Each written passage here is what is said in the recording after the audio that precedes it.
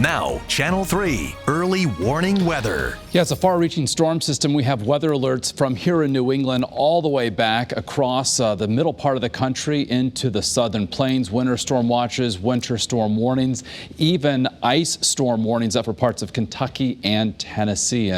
So here in Connecticut, eventually we get in on the wintry precipitation, but that's after tomorrow. Our Thursday is going to be wet. Another mild day. Temperatures reach well into the 40s. Then Friday is certainly looking messy as temperatures drop. We'll see rain transition over to an icy mix, perhaps ending as some snow. Then the weekend is going to be dry and bright, but cold. Meanwhile, compared to this time last night, temperatures are considerably warmer across Connecticut by 5 to 10 degrees. We're in the 35 to 40 degree range, and these temperatures really are not going to be moving much through the overnight hours. We've got the cloud cover, we've got that mild air and a bit of a southerly flow. The ingredients all coming together, of course, with the snow cover for locally dense fog to develop. Many communities already seeing visibilities down to a mile or less. There's our view from Hartford, 36 stories up. Can barely make out what's happening down on the streets below of our capital city. And from New Haven, we've got 40 degrees, reduced visibility down around a quarter of a mile. And with that mild air as well, we've got a lot of snow melt underway. And that is a trend that will certainly continue tomorrow with above average temperatures and also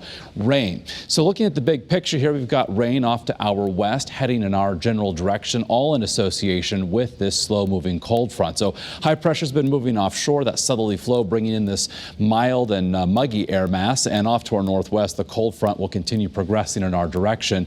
Again, that's going to take its time getting here, but once it arrives later on Friday, especially in the morning, the cold air behind it will transition the rain, what's left of it, over to that icy, wintry mix. So overnight tonight, initially dry but damp with the fog out there. Rain begins scattered in nature. Those showers around for the morning commute. The rain fills in as the day progresses, overspreading Connecticut. The intensity also will be picking up as we head from the afternoon into the evening hours. Temperatures tomorrow into the low and mid 40s. What you see on this map actually could be a little bit conservative. Then for our Friday, temperatures start mild near 40 at 6 o'clock in the morning, and then we trend colder. So as that happens, we're going to look for that transition over to that icy mix. We could see with shallow cold air, initially some freezing rain, perhaps over to some sleet, and then it could end as some snow. So here's the latest with Futurecast. 6 o'clock on Friday morning showing northwest, northeast Connecticut, the pink of course representing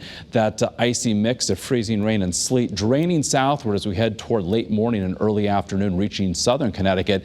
By the time we hit the evening commute, the precip is winding down and likely transitioning over to a little snow before it ends. So on the front end, tomorrow into tomorrow night, we could see an inch or two of rain in tandem with that snowmelt. Could lead to some poor drainage flooding concerns across Connecticut.